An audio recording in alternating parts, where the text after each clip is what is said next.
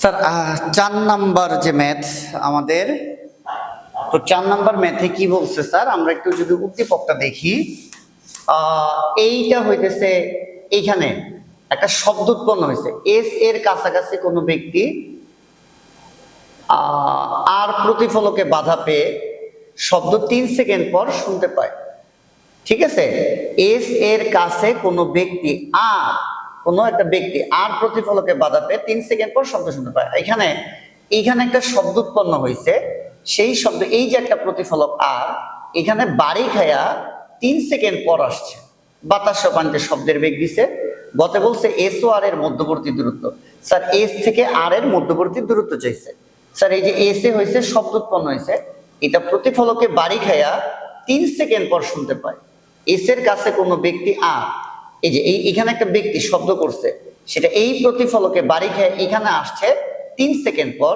গতে জানতে চাইছে এস ও আর এর, এই যে এস ও আর এর মধ্যবর্তী দূরত্ব কত, এস ও আর এর মধ্যবর্তী দূরত্ব কত।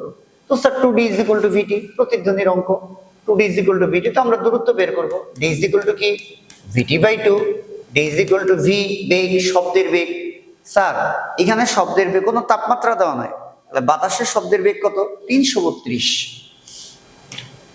আর স্যার কয় সেকেন্ড পর শব্দ আসবে, এই যে 3 সেকেন্ড পর শব্দ শুনতে পায়। কয় সেকেন্ড পর, 3 সেকেন্ড পর। তাহলে ইনটু 3 ডিভাইডেড বাই 2, তাহলে ডি এর একটা মান আসে 332 ইনটু 3 ভাগ 2, 498 মিটার। এই তো স্যার ঘতে কি বলছে, ঘ প্রশ্নটা একটু পড়ি। এ ও বি অবস্থানে ব্যক্তি, মানে এ অবস্থানে একজন ব্যক্তি আছে, পানির নিচে বি অবস্থানে একজন ব্যক্তি আছে, শব্দ হয়েছে এস এ। আচ্ছা, এ ও বি অবস্থানের ব্যক্তি একই সাথে এস এ উৎপন্ন শব্দ শুনতে পেলে, এস এ এখানে যে শব্দটা উৎপন্ন হয়েছে, এই শব্দটা শুনতে পাইছে, একসাথে শুনছে, মানে একই সময় পর। ওকে, তাহলে এই উৎপন্ন শব্দ, এই যে এ ও বি অবস্থানের ব্যক্তি, তাহলে এ অবস্থানে যে ব্যক্তি ছিল, এস উৎপন্ন শব্দ কি সরাসরি এ অবস্থানে দাঁড়ানো ব্যক্তির কানে গেছে। স্যার আমি বলি এ অবস্থানে একজন ব্যক্তি দাঁড়ানো, যে এ ও বি অবস্থানের ব্যক্তি, তাহলে এখানে একজন ব্যক্তি আছে, এখানে একজন ব্যক্তি আছে, শব্দ উৎপন্ন হয়েছে এসে, তাহলে এখান থেকে শব্দটা সমবেগে এই ব্যক্তির কান পর্যন্ত আসতে একটা সময় লাগছে। এই যে এ ব্যক্তির জন্য স্যার সূত্র বসাবো, এ ব্যক্তির জন্য এখন শব্দ শুধু যাবে, তাই এস সমান ভিটি। আবার বলতেছে শব্দ উৎপন্ন হয়েছে এস বিন্দুতে, আর এ বিন্দুতে হইতেছে একজন ব্যক্তি, তাহলে উৎপন্ন শব্দ এ পর্যন্ত যে শুধু যাবে, তাই এস = ভিটি। তাহলে টি সমান এস বাই ভি, টি সমান এস হচ্ছে দূরত্ব। স্যার এই যে দূরত্ব দিচ্ছে 80 মিটার। কত মিটার স্যার, 80 মিটার। আর বেগ, বাতাসের শব্দের বেগ কত, 332। স্যার টি এর মানটা আমি আগে থেকে বের করে রাখছি, 0.24 সেকেন্ড। এইবার একটা কথা শুনতে হবে, সেটা হইতেছে এস থেকে এতে যেতে সময় লাগে 0.24 সেকেন্ড, তাহলে এস থেকে বিতে যাইতেও সময় লাগবে 0.24 সেকেন্ড। কারণ বলছে এ ও বি অবস্থানের ব্যক্তি একই সাথে, মানে একই সময়ে এসে উৎপন্ন শব্দ শুনতে পেয়েছে। এখানে যে শব্দটা উৎপন্ন হয়েছে, এ অবস্থানে দাঁড়ানো ব্যক্তি শুনছে 0.24 সেকেন্ড পর, তাহলে বি অবস্থানে দাঁড়ানো ব্যক্তিও শুনছে 0.24 সেকেন্ড পর। এসে উৎপন্ন শব্দ এ ও বি একসাথে শুনছে, যে এ ও বি অবস্থানে দাঁড়ানো ব্যক্তি একই সাথে এসে উৎপন্ন শব্দ শুনতে পেলে, যে শব্দটা উৎপন্ন হয়েছে এটা এ শুনছে কত সময় পর, 0.24 সেকেন্ড পর। এই 0.24 সেকেন্ডই শব্দটা এস থেকে বি পর্যন্ত চলে গেছে। কিন্তু কথা হইলো এস থেকে বিতে যে শব্দটা গেছে, কিছু সময় গেছে বাতাসে, কিছু সময় গেছে পানিতে।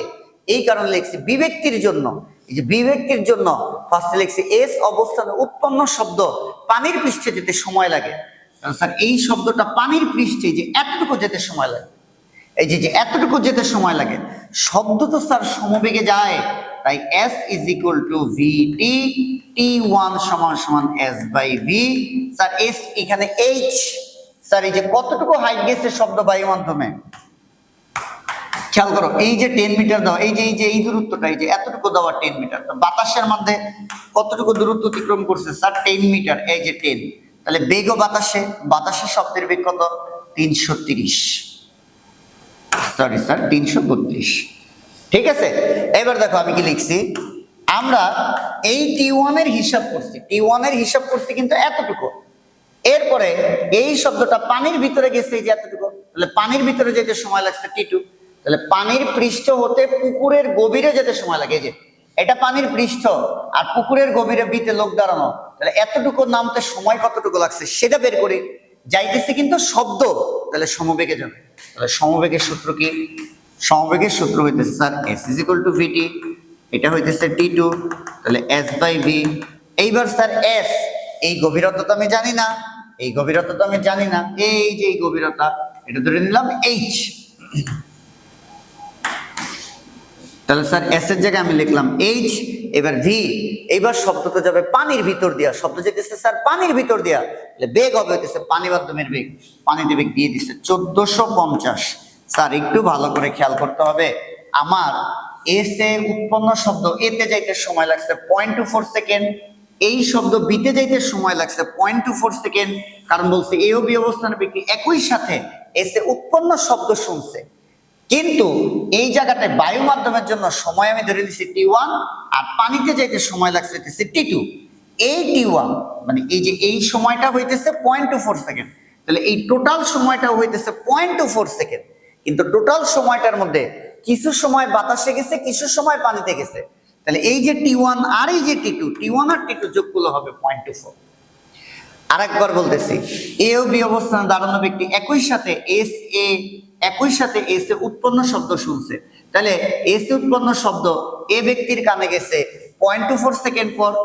এই 0.24 সেকেন্ড সময়ে এস থেকে শব্দটা বিতে চলে গেছে, কিন্তু এই সময়ের মধ্যে শব্দ কিছু সময় গেছে বাতাসে, কিছু সময় গেছে পানিতে। তাহলে বাতাসের জন্য T1 আর পানির জন্য T2, এই T1 আর T2 যোগ দিলে হইতেছে 0.24, এই যে T1 + T2 0.24। তাহলে স্যার T1 এর জায়গায় কি বসাই দেওয়া যায়? T1 এর জায়গায় 10 এত, আর T2 এর জায়গায় কি বসানো যায়?